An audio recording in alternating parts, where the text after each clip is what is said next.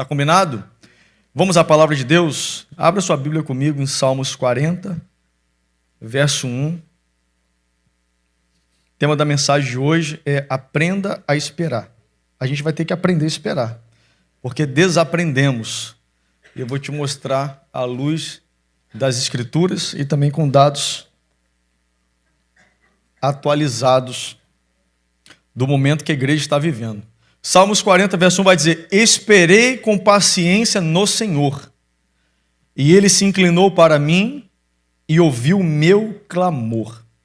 Perceba que não é uma espera passiva, ele está dizendo, eu esperei foi no Senhor. E ademais disso, ele vai dizer que esperou fazendo o quê? Clamando, em oração. E a resposta que ele teve foi que o Senhor ouviu e se inclinou para ele. Então, a melhor forma de esperarmos no Senhor, independente do momento que nós estamos vivendo, é exatamente fazendo o que o salmista disse. É clamando, adorando, orando, meditando na palavra, jejuando, vindo à igreja, ou seja, vivendo aquilo que de fato o Senhor tem para a sua vida. Porque muitos, às vezes, cansam de esperar e ao cansar de esperar, eles deixam de ter comunhão. Porque o interessante que a Bíblia nos mostra é que não é errado esperar no Senhor. Todos nós temos uma expectativa de algo, todos nós estamos esperando que algo aconteça. Só que a Bíblia é muito enfática em dizer que o lugar certo para se esperar é no Senhor. É como se fosse um endereço, é como se fosse um lugar, ou seja, estar no Senhor é um lugar onde eu entendo que no tempo certo as coisas vão acontecer. É por isso que o Salmo 91 vai dizer que aqueles que habitam no esconderijo do Altíssimo, a sombra do Onipotente descansará. Porque muitos de nós não temos conseguido descansar na atualidade. Não é sobre deitar e dormir, mas realmente descansar o coração. É porque nós desaprendemos o que é esperar. Desaprendemos o que é estar realmente descansando debaixo da sombra do Todo-Poderoso. É interessante que quando nós analisamos e entendemos o que a Bíblia nos ensina sobre esperar, a gente percebe que tudo na vida de um cristão passa pelo processo da espera. Só que também nós vamos entender ao longo desse processo que as coisas só vão acontecer para aqueles que aprendem a esperar. Isaías 64, verso 4, que vai dizer o texto: desde a antiguidade não se ouviu, tampouco com o ouvido se percebeu e nem com o olho se viu um Deus além de ti que trabalha. Olha o que o profeta está dizendo, Deus trabalha. Mas ele trabalha para quem, pastor? Continue no texto. Ele trabalha em favor daqueles que nele esperam. Então nós precisamos, de fato, aprender a esperar. Porque estamos vivendo a era, e hoje, mais do que nunca, do imediatismo. Nós não temos paciência para mais nada. A forma como nós vivemos, pesquisamos, estudamos, nos alimentamos, conversamos, interagimos, trabalhamos, tudo tem que ser para já. Tudo tem que ser imediato. E a verdade é que aquilo que antes era belo de se apreciar, se tornou impaciente para nós. A gente não tem paciência com mais nada, essa que é a grande verdade. Esses dias eu estava, e a gente vai entrando nessa rotina sem perceber, eu estava para sair de casa, já era tarde, a Karen sempre deixa comida, mas eu não queria mexer nas coisas, e eu queria alguma coisa rápida. Aí eu lembrei que tem uma salada que eu gosto muito do chicken filet, que é a Cobalt, e eu peguei, entrei no aplicativo, falei assim, uma coisa, já vou comer uma salada. Apertei antes de sair de casa, cheguei ali, a salada já estava pronta. É legal, não é? É maravilhoso. Só que a gente pega esse modelo de vida e a gente acaba adaptando a um novo padrão mental. E achando que com Deus vai ser assim também. Você vai entrar no quarto, vai fechar sua porta, vai dobrar o joelho, vai falar com o Pai em secreto e você vai sair e já quer ver a recompensa. Você já quer viver o milagre. Você nem protocolou o processo, mas já acha que o green card vai chegar na caixa do correio. Porque a gente acha ainda da glória a Deus. Porque a gente acha que é assim que as coisas são. E não que Deus não tenha o poder para fazer. Mas nós vamos entender que existe um milagre na espera. Existe algo poderoso que acontece na nossa vida enquanto nós esperamos no Senhor. Porque o salmista vai dizer, eu esperei foi com paciência, não foi inquieto, não foi murmurando, não foi deixando de fazer as coisas que me vinham à mão. não foi me desanimando, não foi vivendo cabisbaixo, sabe? Como muitas vezes vive, contando testemunho. É o que eu sempre falo, processo não é para ser contado, processo é para ser vivido, a gente conta milagre. Porque todo milagre é fruto de quem um dia entendeu o que é esperar, sobre esperar, viveu o processo do esperar e viu o milagre acontecer. O problema é que a gente se empolga com o milagre, mas nós não nos empolgamos quando temos que esperar. É interessante que Tiago, em sua carta, ele vai dizer: tende por motivo de grande alegria, quando passares por provações. Se está passando por provação, porque está esperando o tempo de terminar ela. Mas ele vai começar dizendo, isso me chama a atenção, tende por motivo de grande alegria. Pastor, por quê? Porque ele sabe que todo aquele que está vivendo um tempo de processo, crê no seu coração que o tempo da prosperidade, da resposta, da porta aberta, vai chegar. Então eu entendo que eu preciso aprender a esperar com paciência no Senhor. O nosso problema é que não sabemos mais como esperar. E tudo isso que tem acontecido tem mudado de fato o nosso padrão mental, a forma como nossa mente está funcionando. E sem percebermos, tornou-se de fato uma ferramenta nas mãos do inimigo para não sabermos esperar o tempo de Deus. E a gente tem, nesses dias, estudado muito sobre isso, a gente tem analisado muito sobre isso, a gente tem ouvido, e eu, no caso, tenho reaprendido muito sobre o assunto, porque alguns anos atrás eu tinha feito uma mentoria, um curso do Dr. Augusto Cury, e esses dias eu falei assim, amor, volte a ouvir Augusto Cury, porque ele, além de ser cristão, ele tem realmente assim, fundamentos e bases que vão convergir totalmente com as Escrituras, mas ele fala da forma científica, trazendo de alguma forma para o espiritual. Porque o que nós precisamos entender é que na nossa vida espiritual, tudo se move de acordo ao legalismo que há no natural. A gente gosta muito de ler Efésios capítulo 6, verso 10, né? Finalmente, revestivos do Senhor e da força do seu poder, para permanecer firme no dia mau, portanto, revestivos da armadura de Deus. É lindo, Efésios capítulo 6, verso 10. Só que Paulo, antes de entrar, ele vai usar um advérbio de modo, dizendo, finalmente. O que é o finalmente? Ele está dizendo o seguinte, não tem como falar do que é espiritual se você não entender o que é comportamental. Porque é o comportamento que dá legalidade para que o espiritual haja, seja os anjos do Senhor trabalhando ao seu favor, ou os demônios de Satanás para te destruir. Quando Paulo começa a carta de Efésios, capítulo 4, a partir do verso 17, você pode ler na sua casa, Paulo ele vai falar do capítulo 4, do verso 17, até Efésios 6, verso 9, só sobre comportamento e relacionamento. Ele vai dizer, marido, ame as suas esposas como Cristo amou a igreja, ao ponto de se entregar por ela. Mulheres, ame o seu marido, porque ele é o cabeça da esposa, como Cristo é o cabeça da igreja. Pais, não busqueis a ira dos vossos filhos. Filhos, honre pai e mãe, para que seus dias sejam longos sobre a face da terra. Vós, trabalhadores, honre os seus patrões, como se estivesse trabalhando para o próprio Senhor. Ele está tratando só de relacionamento. Porque a forma como nós nos relacionamos, a forma como nós vivemos, isso está de alguma forma dando espaço para que o espiritual interaja na nossa vida. Por isso que eu falo, não adianta estar só domingo na igreja, ou querer estar todos os dias na igreja, se a sua vida lá, ela não é compatível, congruente, não tem sociedade com o que você está ouvindo aqui. É por isso que eu falo e volto a dizer, eu não concordo com esse negócio de crente que quer estar todo dia na igreja. Você tem que estar na igreja, você tem que viver a vida da igreja. Mas você tem que manifestar o reino de Deus lá fora. Como? Expressando através do seu jeito de viver o que a palavra está te ensinando. Amém. Gostei desse amém. Então, em base a essa palavra, eu fiz questão de trazer um artigo científico para que a gente possa se aprofundar ainda mais e entender o que está acontecendo. O doutor Augusto Cury, inclusive, a pastora Karen, ela ministrou nesse sábado para as mulheres e ela deu um spoiler sobre isso, ela falou também a respeito do assunto. Isso também fazia parte da minha mensagem, eu quero continuar me aprofundando porque existem muitas riquezas que vão transformar a nossa vida. Ele vai chamar esse momento que nós estamos vivendo, que é uma das piores síndromes, que é o SPA, é a síndrome do pensamento acelerado. Além de não conseguirmos esperar, a nossa mente não consegue parar.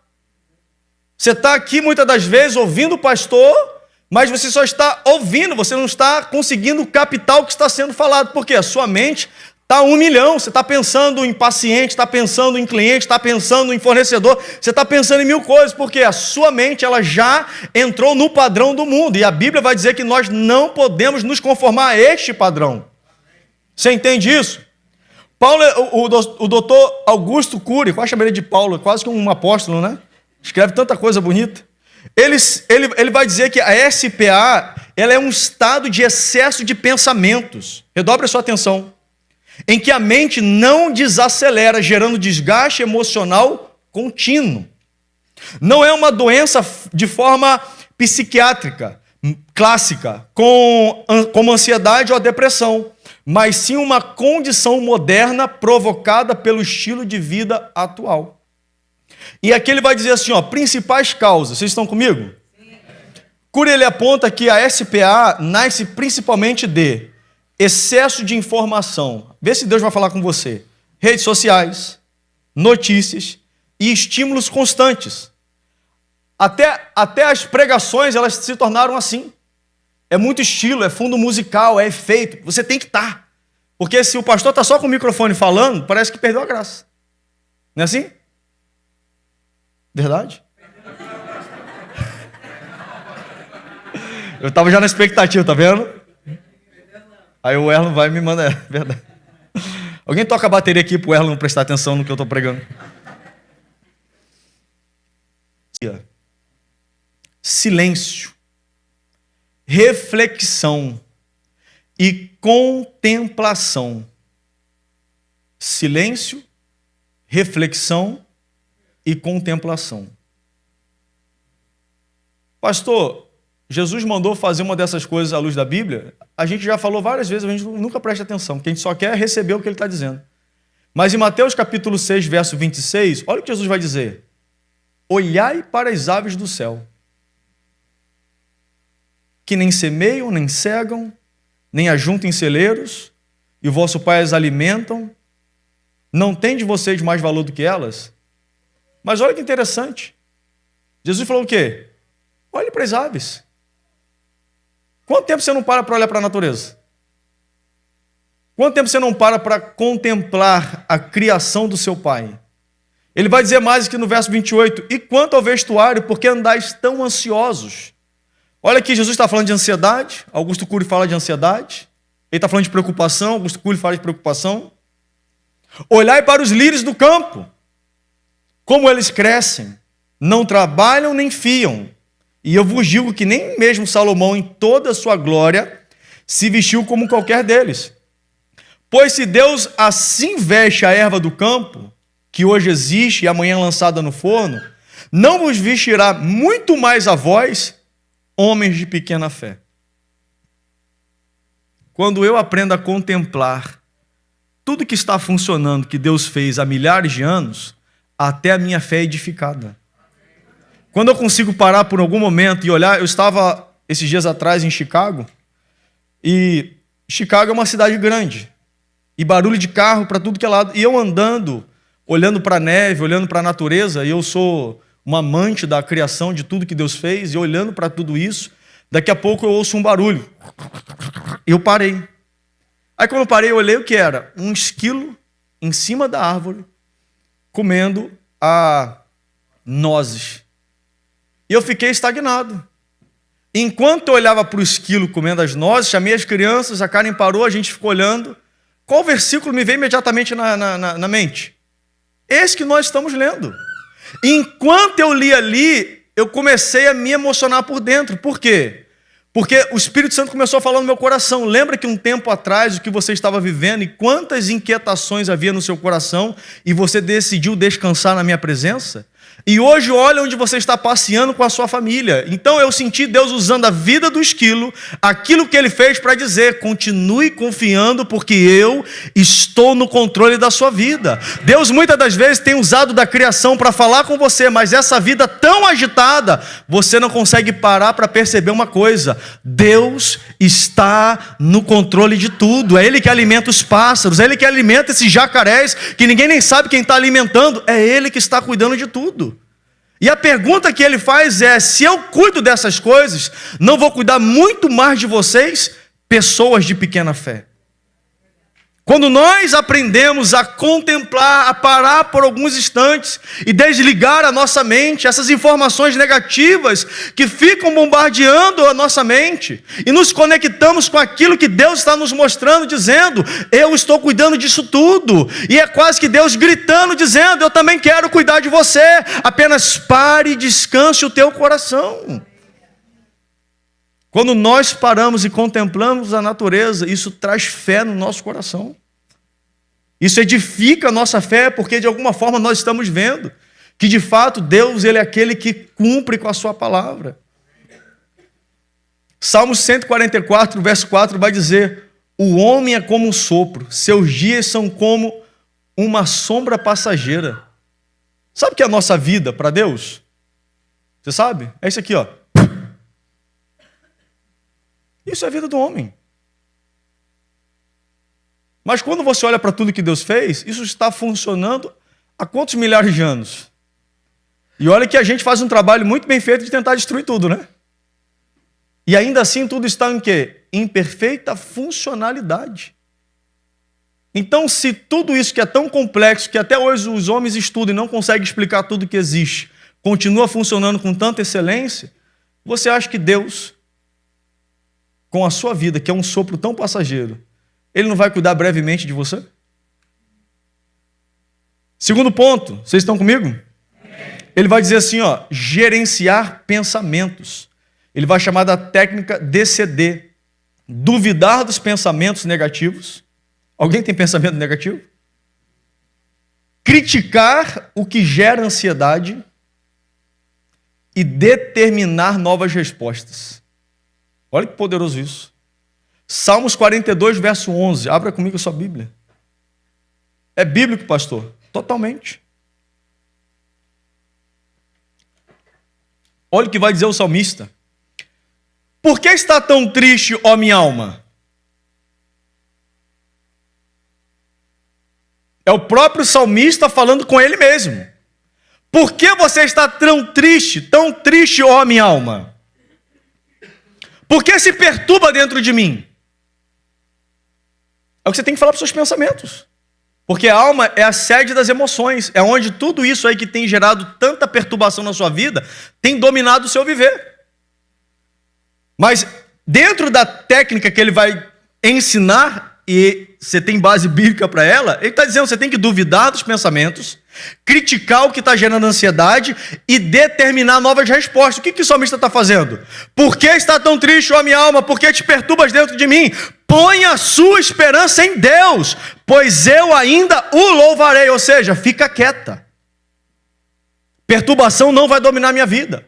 Preocupação não vai ditar o meu dia. Ansiedade não vai dizer o que eu tenho que fazer. Não! Para tudo que está tentando tirar o controle da minha vida, eu digo: por que está tão aflito? Põe a sua confiança em Deus. Eu não estou falando para outro, estou falando para mim mesmo. Porque eu ainda o louvarei. Ele é o meu Salvador e o meu Deus. Sabe o que é isso? É convicção. Você tem que olhar para exatamente isso que está tirando você de si e declarar que Deus está no controle da sua vida. Às vezes a gente quer que alguém fale. Não, quem sabe é você que está precisando dizer para você mesmo. Porque às vezes as pessoas falam, mas o seu próprio eu não está ouvindo de você mesmo aquilo que você está crendo. Você não entendeu? Ficou complexo, né? Eu falando para você uma coisa. Agora, quando você determina para si mesmo, a sua consciência capta essa informação e ela precisa crer. Porque se ele está crendo, eu preciso crer também. Resposta para a sua aflição. É exatamente isso. Muitos querem ouvir a voz do Senhor com a mente gritando. Você não vai ouvir a voz do Senhor com a mente gritando. A nossa mente está tão bagunçada. A gente está vivendo um momento de tanta perturbação e aceleração que a gente quer resposta, a gente quer direção, mas a gente não vai conseguir. Porque tudo aquilo que é valioso não se revela em qualquer ambiente. Tudo aquilo que tem muito valor não se revela em meio caos. Em 1 Reis 19, verso 1, vai dizer assim, ó, o Senhor lhe disse, saia e fique no monte. Aqui é o Senhor falando com Elias. Elias, após ter recebido uma ameaça de Jezabel, ele foge e se esconde numa caverna.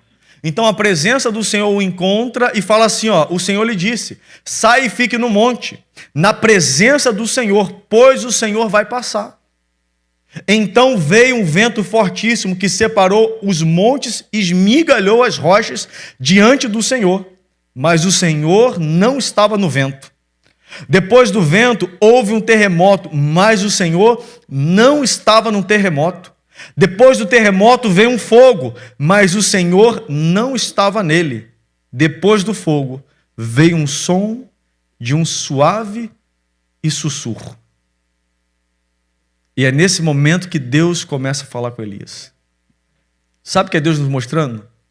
Enquanto nós não resolvermos as perturbações da nossa vida, a gente não vai ouvir o sussurro da voz de Deus. O Senhor deseja se revelar a mim e a você, mas fazermos a nossa parte é imprescindível. Porque muitas das vezes estamos esperando que Deus faça aquilo que a palavra nos instrui que nós precisamos fazer. Deus não vai manipular a mente de ninguém porque Ele não é o diabo. Deus é um Deus soberano, Ele é gentil, Ele é delicado. Ele sabe esperar o tempo do nosso posicionamento para que a vontade dEle se cumpra. Tem coisas que não adianta o pastor impor as mãos e orar e declarar sai. Não, é você que precisa se posicionar. É você que precisa entender que é necessário ir para esse lugar de descanso, desacelerar a sua mente, para que o sussurro da voz do Senhor traga direção para a sua vida. Muitas das vezes queremos que Deus use profeta, Deus use A, Deus use B. Deus está dizendo, não, eu quero me revelar para você. Terceiro ponto, ele vai dizer que nós precisamos fazer o espadamente. O que é o espadamente? É parar conscientemente, respirar e reorganizar pensamentos. Pequenas pausas ao longo do dia já fazem a diferença. Então você precisa parar. Pastor, mas você não sabe do meu dia a dia. É exatamente por isso que estou dizendo que você tem que parar. Você já percebeu que você, nos últimos dias, não tem gostado de ficar com você mesmo? O pouco que você fica com você fica entediado. Os adolescentes, eles não conseguem mais ficar em silêncio. Parece que o silêncio tornou um barulho insuportável para eles. Olha que coisa interessante. O silêncio se tornou barulho na mente deles. O que eu mais vejo quando estou indo levar o Oliver no high school e quando eu volto, são os adolescentes que já dirigem, e a maioria deles, todos dirigindo com o celular na mão, porque eles não conseguem focar o pensamento numa só coisa. É uma mão no volante, a outra também um celular aqui, ó, e roletando e dirigindo, roletando e dirigindo. Por quê? Porque ficar sozinho dentro do carro com eles mesmos parece que tornou algo insuportável. E muitos de nós, marmanjos, estamos assim também. Aquilo que antigamente para você sentar lá no seu inodoro, no seu sanitário, e ter o seu tempo de descanso, você e o seu intestino era algo prazeroso, deixou de ser. Por quê? Você senta, qual a primeira coisa que você pega? É por isso que é a geração que mais tem tido hemorroida. É sério, pode pesquisar. Porque senta, aquilo que era para resolver em 5 minutos, às vezes vira 1 hora. E fica lá, ó. Porque qual é o problema da rede social? Ela não é uma revista. A revista você lia e terminava. Isso aqui não. É uma revista sem fim. Salmos 46, verso 10 vai dizer assim, ó. Aquietai-vos e sabeis que eu sou Deus. Serei exaltado entre os gentios, serei exaltado entre a terra. O Senhor dos exércitos está conosco. O Deus de Jacó é o nosso refúgio. Mas para que eu saiba que Ele é o Deus Todo-Poderoso, o que a Bíblia está dizendo? Aquietai-vos. A gente não consegue ficar mais quieto. Qual foi a última vez que você ficou só você? No seu momento de paz? Eu sei que para quem tem filho é desafiador. Mas até para quem tem, os momentos que poderia, senta e pega o celular e não está mais sozinho. É uma agitação. Deus não é encontrado em meu caos. Você precisa se aquietar. Você pode repetir comigo assim, eu vou me aquietar. Eu vou reduzir estímulos da minha vida. Ponto 4 é exatamente isso. Menos acesso de tela, menos sobrecarga de informação. Em Lucas capítulo 5, verso 16, vai dizer que Jesus, ele se retirava para lugares solitários e orava. Porque Jesus vivia com um monte de gente à sua volta, pedindo oração, pedindo cura, pedindo palavra, fazendo pergunta, questionando coisas. E o próprio Jesus, sendo filho de Deus, o que ele fazia? Ele se retirava para ficar sozinho e ter tempos de quietação e orar. E é muito interessante porque Salmos 119, 37 vai dizer assim, ó: desvia os meus olhos das coisas inúteis, faze-me viver nos caminhos que traçastes. Eu acho que é uma das orações que precisamos mais fazer nos dias atuais. Senhor, desvia, porque é tanta coisa inútil, é tanto lixo, é tanta distração, que eu já perdi o prazer de estar na sua presença. Você dobra o seu joelho para orar, você começa até bem, mas daqui a pouco você está repreendendo Jesus e abençoando o diabo. É assim. Daqui a pouco você está ali, a sua mente já foi embora faz tempo, você até se pergunta, por que eu estou de joelho? Até esqueci o motivo para o qual eu dobrei meu joelho. A mente não para. E esse é um trabalho que o mundo, com as ferramentas que o inimigo tem proporcionado, tem feito com muita maestria. Sem perceber, de forma muito sutil, a nossa mente tem sido roubada e nós estamos vivendo a maior era da síndrome do pensamento acelerado. É um excesso de informação sem precedente, seja do mais novo ao mais velho, todos. Eu fui pesquisar, porque eu queria entender um pouco mais o que nós estamos vivendo. E alguns dados científicos eles vão comprovar, ponto 1, nunca houve tanto consumo de conteúdo na história. Hoje, mais de 5,5 bilhões de pessoas usam a internet no mundo. O ser humano passa, em média, escute isso, 6 horas e 38 minutos por dia online. Isso já mostra algo claro. Quase 1% do dia conscientemente é consumindo conteúdo digital. Ponto 2. O Brasil, porque nós somos brasileiros, é um dos maiores consumidores do mundo. Brasileiros passam cerca de 9 horas por dia na internet, mais de 3 horas por dia só em redes sociais. Em alguns casos, isso representa mais de 50% do tempo acordado. Tem noção disso? Ponto 3. As novas gerações, cadê as novas gerações? Consomem ainda mais. Jovens da geração atual chegam a 9 horas de tela por dia. Tem um tal de um foguinho de Snapchat, que é um fogo do Satanás, isso, toda hora foguinho. Tem que tirar foto do nada para fazer foguinho. Eu falei pro Olho, eu vou te mandar um fogo do céu, meu irmão. Tu vai ficar uma semana dormindo aí no chão. O que você está fazendo? Não, pai, foguinho. Eu vou te dar um foguinho já já, meu filho.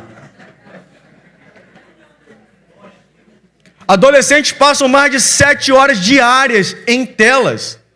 E sabe qual é o problema? Que muitos de nós de pais já normalizamos isso. O problema não são eles, porque eles não têm controle de nada. O problema somos nós.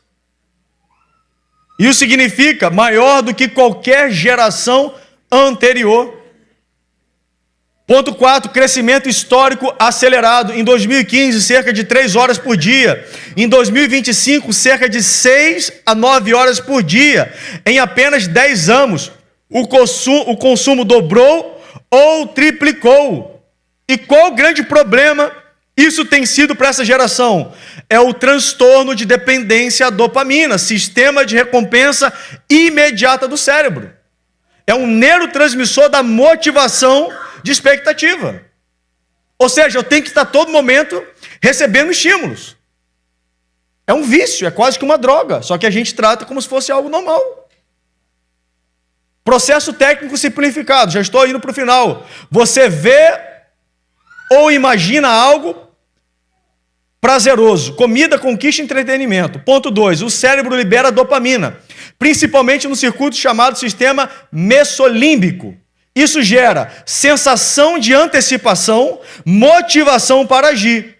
Quarto ponto, quarto passo. Após a ação, o cérebro registra. Isso vale a pena repetir. E aí a gente entra no loop hipnótico. A gente está toda hora aqui, ó. Oh, gostei, hein? Gostei, gostei, gostei. E vai embora. A dopamina não é apenas uma recompensa. Ela ensina o cérebro o que buscar novamente. O que acontece com o excesso de estímulos? Telas, redes sociais, vídeos curtos.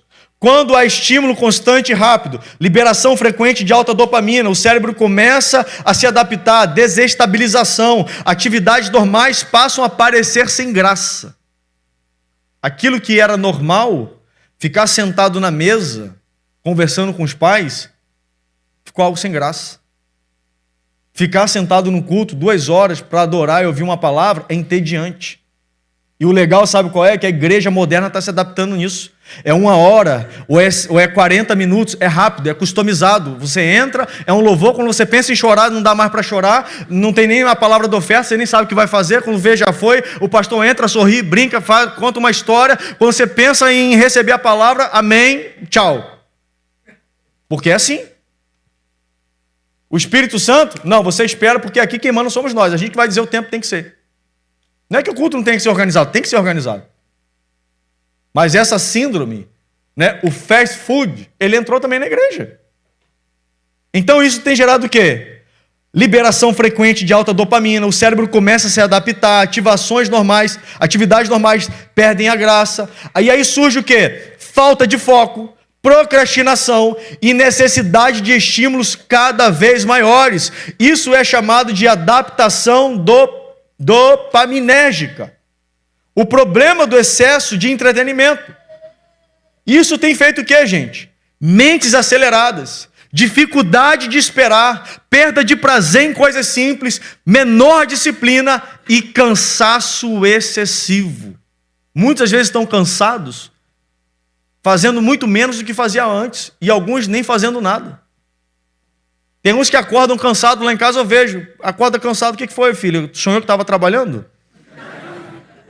Você foi para a escola, você brincou, se divertiu. Não, pai, a semana foi puxado. Falei, imagina a minha e da sua mãe. Então lá é regra. O uso de rede social é regra. O uso de videogame, não é que nós somos alienados, não, tem o tempo, mas tudo tem que ser determinado, tem que ser pré-estabelecido, porque eles não têm controle e assim como nós também estamos perdendo o nosso. Essa que é a verdade. Então por que essa geração vive cansada? Excesso de dopamina barato. E quanto mais cansado eu fico, mais dopamina eu consumo. Tem uns que já chegam, como eu disse, na igreja cansado. Nós precisamos, meus amados, rever os nossos valores no Senhor. Nós precisamos olhar para aquilo que está acontecendo e que infelizmente estamos tratando como normal, que já deixou de ser há tempo, que tem roubado a nossa vida de comunhão. O tempo da leitura foi substituído pelo tempo das redes sociais. O tempo da oração foi substituído pelo tempo de entretenimento. E a gente não tem mais realmente esse tempo de comunhão para buscarmos e ouvirmos a voz do Senhor. O diabo está ganhando território de forma estratégica e nós estamos tratando isso como sendo algo normal. Eu, enquanto estudava isso, tudo isso realmente comprovava o que nós estamos vivendo, o que nós estamos presenciando, vivenciando. E Deus colocou algo no meu coração e eu quero lançar como um desafio, porque isso vai culminar em algo que vai trazer um avivamento sobre a igreja. No mês de maio nós vamos entrar no mês do analógico. Pastor, o que é isso? Eu vou fazer uma santa convocação, todos nós vamos banir redes sociais do celular. Que é isso, pastor? É exatamente, parece que você não vive mais sem isso. Eu, enquanto morava na roça, nem celular eu tinha. Quando meu padrasto levou um celular para lá, que era uma tampa de privado, aquele bichão Motorola desse tamanho assim, que abria assim, ó, parecia a tampa do vaso lá de casa. Eu falei, nossa, o que é isso? Isso aqui é um celular que não sei o quê, ninguém podia tocar, parecia que era um ET. E a gente vivia feliz, brincava, furava o pé, quebrava o dedo, subia na árvore, chupava a manga, e a vida ia passando, e a gente se alegrando, mas parece que tudo isso perdeu o prazer. A gente fala com as crianças, vamos no parque? Ai não, quero não. Antigamente falava, vamos lá no parque, Hoje em dia querem trocar o PC, querem trocar o PlayStation ou o foguinho do Snapchat pelo parque. Você está entendendo isso, meu irmão? Se nós já estamos assim, imagine o que pode acontecer daqui a 10 anos. A coisa mais normal hoje em dia é você entrar numa cafeteria e os jovens estarem conversando através das redes sociais. Quando muito lá mandando foguinho um para o outro, em vez de estarem... Estamos tratando aquilo que é normal como se fosse normal. Perdemos o prazer do diálogo, perdemos o prazer da refeição, perdemos o prazer, a gente só senta para comer, encher o bucho e vazar. Isso não é normal. Um dos maiores milagres que Jesus proporcionava na vida dos seus discípulos era na mesa, porque na mesa ele aconselhava, na mesa tinha cura, na mesa tinha comunhão. E esse tem que ser um princípio instituído na nossa casa. Esse negócio de come no sofá, come na varanda, come em qualquer lugar, não, isso é errado. O lugar de comer é na mesa, o lugar de comunhão é na mesa. Você precisa perguntar para o seu filho e para a sua filha como foi a sua semana. Normalmente a resposta vai ser, foi legal, tá, e depois do legal, o que mais teve? Lá em casa eu vou instigando, e aí Oliver, como é que foi? Foi bom, tá, e depois do bom, foi legal. E o que mais aconteceu? Poxa pai, não, eu quero saber o que mais. Recreou com quem, brincou com quem, como foi o treinamento, como foi o jogo. Eu vou provocando. E aí daqui a pouco ele já está falando, está interagindo. E daqui a pouco eu quero sair, ele não deixa mais eu sair, porque quer ficar conversando.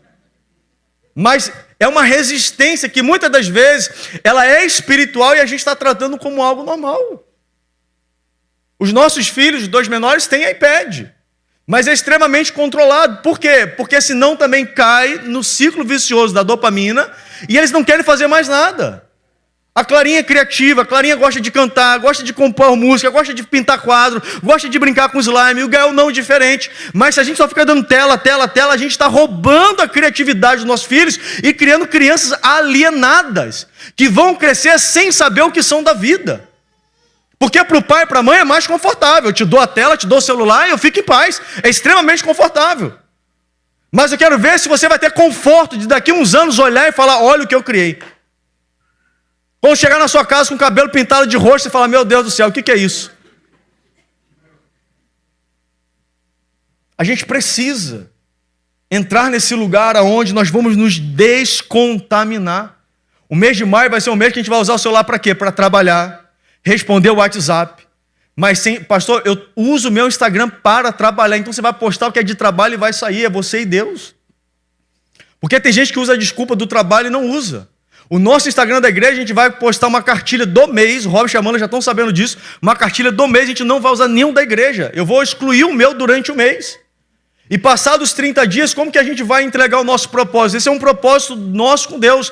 Nós vamos finalizar numa grande vigília de oração, de palavra, de busca, e vai ser um grande mover do Espírito Santo. Pastor, que vigília? Não é vigília Nutella, não, é vigília raiz. Você vai chegar 10 da noite, vai sair quando terminar, talvez 5, 6 da manhã, já leva a roupa de trabalho e vai preparado. Você está entendendo?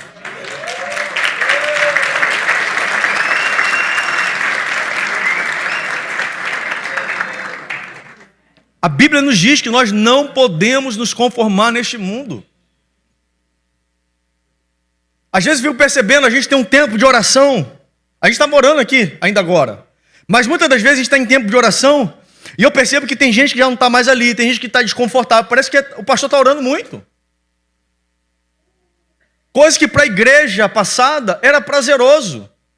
E é muito legal que a gente fala assim, ai, fulano ora tanto, fulano busca tanto, ora por mim. Não, ora você, busca você. O acesso é para todos, a presença é para todos. Você está comigo, meu irmão? Amém. Porque o Senhor vai renovar as nossas forças, o Senhor vai purificar a nossa mente, o Senhor vai nos dar estratégia de como usar isso aqui, que tem muitas das vezes roubado de fato a nossa vida de comunhão com Ele. O Espírito Santo quer falar, Ele quer revelar. Substituímos a palavra, substituímos a revelação do Espírito pela resposta do chat. E estamos achando que tudo isso é normal. Isaías 40, verso 20 vai dizer assim, ó, será que vocês não sabem? Nunca ouviu falar? O Senhor é o Deus eterno, o Criador do céu e da terra. Ele não se cansa e nem fica exausto. A sua sabedoria é insondável. Deus tem mais para derramar na sua vida, meu irmão. Ele fortalece o cansado e dá grande vigor ao que está sem forças. Até os jovens se cansam e ficam exaustos, e os moços certamente tropeçam. Mas aqueles que esperam no Senhor renovam as suas forças, voam alto como águias, correm e não ficam exaustos, andam e não se cansam. Mas é para aqueles que esperam no Senhor. Você vai aprender a esperar no Senhor. O mês de maio, Deus vai te prensar, meu irmão. Eu declaro que quando você pegar a rede social, vai te dar náuseas. Começar a ficar rolitando aquele negócio, vai te dar tontura. Vai te dar disenteria. Você vai substituir isso aqui, ó, por isso aqui, ó.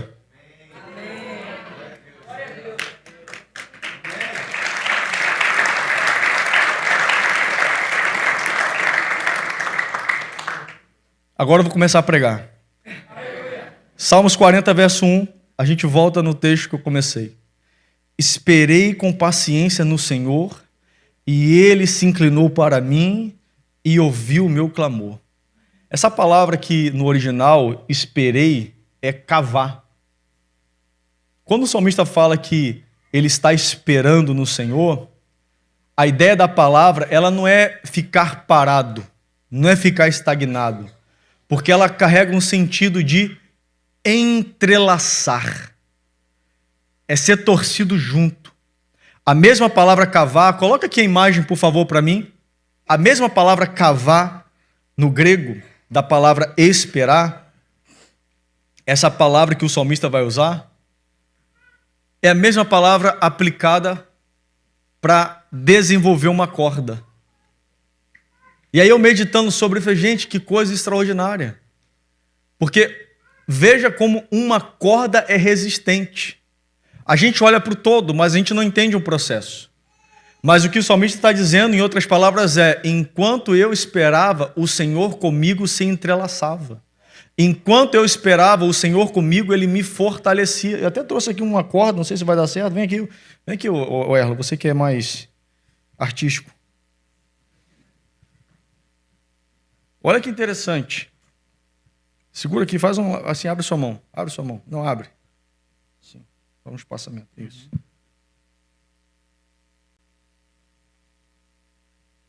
Sua mão não é fina não, né? Não tem risco de cortar não, né? Ele está dizendo assim, ó, esperei com o Senhor.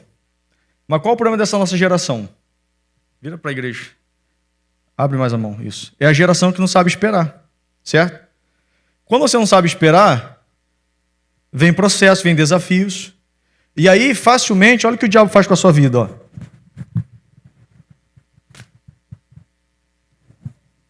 Como Deus pode confiar algo na sua mão assim? Não vai. Mas quando você entende que existe um milagre no tempo da espera, vem aqui alguém, segura o microfone para mim aqui. Vem cá o pastor Alex. Vem Robert, vem você. Mas quando você aprende que existe um milagre no tempo da espera, você não é como daqueles que desiste. Porque Deus está falando, ó, enquanto você espera em mim, é isso aqui que eu estou fazendo na sua vida. Ó. Eu estou te atando, te fortalecendo de todas as formas e maneiras. Eu estou forjando o teu caráter. Eu estou moldando as suas estruturas. Eu estou restituindo áreas da sua vida que você nem sabe que precisam ser trabalhadas. Eu estou trabalhando em situações que você não está vendo, porque a Bíblia diz que Ele é aquele que trabalha em favor daqueles que cavar. Aqueles que cavar, aqueles que nele espera. E você está confiadamente, vem domingo pós domingo, a porta não abriu, o tal do documento não chegou, a empresa ainda não prosperou, e os desafios estão aí fora, mas você sabe que a sua convicção, ela não está no sistema, ela não está nas estratégias, você sabe que a sua convicção não está em homens, você está esperando em quem? Eu estou esperando no Senhor. Não, pastor, tranquilo, estou tranquilo. Eu sei que Ele está trabalhando, eu sei que Ele está agindo. E aí vai passando uma semana e nada acontece. Passa 2 semanas e nada acontece. Passa um mês e nada acontece. Só que quem olha de fora, e até você mesmo, a impressão que você tem é essa, que nada está acontecendo. Mas lá no mundo espiritual, Deus está dizendo, você não sabe de nada. Enquanto você espera o que eu estou fazendo na sua vida, ó. Eu estou te fortalecendo de uma forma que pode se levantar o inferno por completo, pode vir um Satanás em matéria presente, mas na sua vida ele não vai ter mais vez. Por quê? Porque aqueles que esperam no Senhor, eles são totalmente renovados. Aqueles que esperam no Senhor aprendem a voar alto. esperam no Senhor, eles correm, sabe? Corre, empreende, trabalha, prega, ensina, discipula, vem, vai. Pastor, como você tem tanta força, você toca empresa no Brasil, você tem negócio na América, você cuida de igreja, você discipula, dá aula de teologia. Eu não sei, meu irmão. Eu não sei porque essa força não se explica, essa força vem do Senhor. Mas houve momentos na minha vida que eu falava: Senhor, o Senhor esqueceu de mim. Senhor, olha o deserto, Senhor, olha a prova. Senhor, olha a conta, não consigo pagar. Senhor, olha a conta negativa. Senhor, vou fechar a empresa. Senhor, não sei o que eu vou fazer com esses funcionários. Senhor, olha o casamento. Senhor, olha a saúde do Gael. Senhor, está internado, está dando problema. Senhor, olha a Clarinha caiu, rachou a cara no chão. Meu Deus, o que está acontecendo? Senhor, a minha esposa está com infecção, vai ficar internada. Senhor, o que está acontecendo? Mas o Senhor estava dizendo para mim: meu filho, espera que você não está esperando em qualquer um não, porque enquanto você espera, eu estou te fortalecendo, eu estou te entrelaçando, eu estou te moldando, eu estou trabalhando em áreas, em situações, eu estou aqui agindo de uma forma tão poderosa que não haverá demônio, não haverá governo, não haverá palavra maldita, não haverá olho gordo, não haverá nada capaz de impedir a boa obra que eu estou por começar. Meu Deus, olha você aqui, ó. Olha você aqui, ó. Entra domingo, sai domingo, entra domingo, sai domingo. Você está no RG, você está servindo, você fala: Jesus, você esqueceu de mim? Não, meu filho, calma. É Jesus falando para os discípulos: o que eu faço hoje você não entende, mas vai chegar um momento que você vai entender. E chega um momento que você está tão forte, tão fortalecido. Não machucar se eu forçar. Não tem o que fazer. Existe um milagre na espera. Pastor, mas você falou tudo isso para explicar isso? Sim. Porque a síndrome do pensamento acelerado roubou de você o prazer de esperar. Esperei com paciência no Senhor.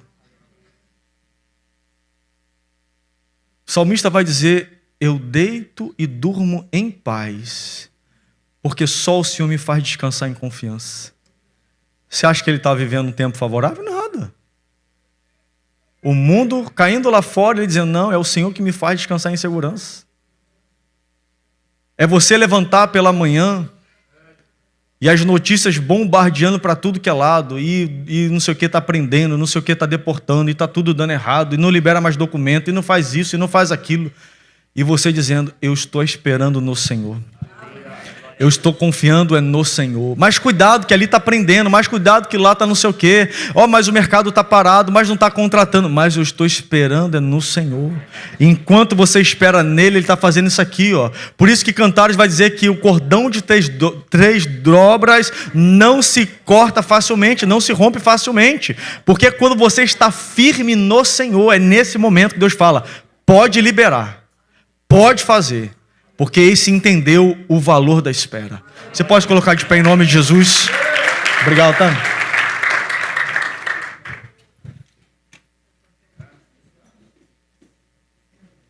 Não é fácil esperar. Não é fácil esperar, meu irmão.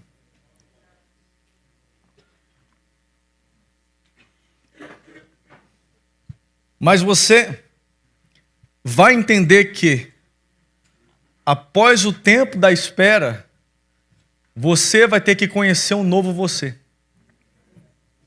Vou repetir isso que algumas pessoas não entenderam, né? Ficou muito poético. Dilma Rousseff.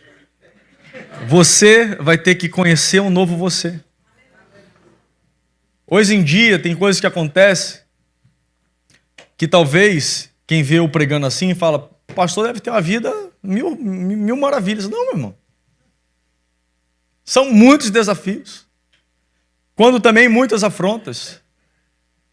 Mas a despeito de tudo que está acontecendo, eu sei em quem estou esperando e eu sei que tudo que está acontecendo vai me favorecer. Porque a Bíblia vai dizer que todas as coisas cooperam juntamente para o bem dos que amam a Deus e que são chamados segundo o seu propósito. Eu quero fazer um convite, faz tempo que eu não faço, e a gente tem ainda 10 minutos, mas eu quero orar aqui por pessoas que têm exatamente vivido esse momento. Pastor, a mente não para, eu tenho vivido muito impaciente, muitas preocupações. É verdade que esperar tem sido um tormento. Esperar tem sido um tormento. Só que toda promessa vai passar pelo tempo da espera. Não teve um só homem de Deus que viveu algo grande na sua história que não teve que esperar. Abraão teve que esperar 25 anos para ver o rosto do seu filho. Davi teve que esperar longos anos sendo perseguido, fugindo, para ser estabelecido sobre uma palavra que Deus já havia liberado lá atrás na vida dele, que ele seria rei sobre Israel. Todos os homens que viveram algo grande de Deus tiveram que esperar. José teve que esperar o tempo da escravidão, o tempo do cárcere, até ser levantado como governador. Mas todos esses homens que esperavam no Senhor, dia após dia, eles tinham as suas forças renovadas, porque eles sabiam que eles estavam esperando era no Senhor. Eu quero declarar em nome de Jesus que não haverá síndrome alguma dessa era capaz de impedir que a boa palavra de Deus encontre um lugar nesse coração. A gente acha tão bonito falar, não, é TDAH, é não sei o que, é displicência. Não, meu irmão. Existe uma investida do inferno contra a sua vida. Porque se você não consegue entender o que o Senhor está falando, você não vai ter capacidade de crer naquilo que você não entendeu. Mas eu declaro em nome de Jesus que assim como as escamas caíram dos olhos de Paulo, eu quero declarar que tudo aquilo que tem camuflado a sua mente, tudo aquilo que tem cegado a luz do seu entendimento, vai começar a cair por terra essa noite em nome de Jesus. O uso excessivo de tela não pode ser algo normal na sua casa. Vocês não conseguirem sentar ao redor da mesa para ter minimamente um diálogo, isso não pode ser algo normal na sua casa. Serem impacientes toda hora, gritando um com o outro, irritados por qualquer coisa, isso não pode ser algo normal dentro da sua casa. Eu, como homem de Deus, eu não aceito pastorear uma igreja que normaliza aquilo que a Bíblia diz que não é normal. Eu declaro no poder do nome de Jesus que tudo aquilo que é excesso vai ser cortado na sua casa. Tudo aquilo que é excesso vai ser cortado na sua casa. Excesso de pensamento, excesso de distração, excesso de entretenimento, excesso de dopamina, pelo poder do nome de Jesus, tudo aquilo que tem sido uma barreira na sua casa essa noite vai cair por terra.